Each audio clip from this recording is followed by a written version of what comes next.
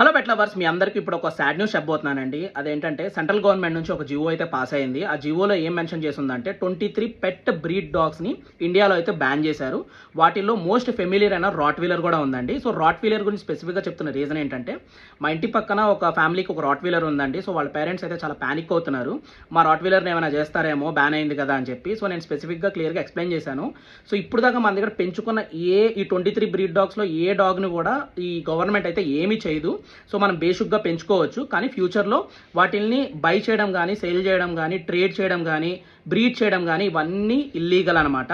So ఈ 23 పెట్ డాగ్స్ని ఏవైతే ఉంటాయో అవన్నీ కమెంట్ సెక్షన్లో మెన్షన్ చేశాను, చూడండి. సో ఒకవేళ మీరు కొనాలనుకున్నా కానీ ఒకసారి ఆలోచించుకోండి. అసలు యాక్చువల్గా ఈ జియో పాస్ అవడానికి మెయిన్ రీజన్ ఏంటంటే, ఢిల్లీలో జరిగిన ఫ్యూ ఇన్సిడెంట్స్ అనమాట. అంటే ఏంటంటే, ఓనర్స్ ఈ డాగ్స్ని మెయింటైన్ చేయడం సరిగ్గా తెలియక, సో ఈ డాగ్స్ ఏమైనాయంటే వేరే వాళ్ళని అటాక్ చేసి వాళ్ళు డెత్ స్టేజ్గా వెళ్ళాయన్నమాట. సో అందుకు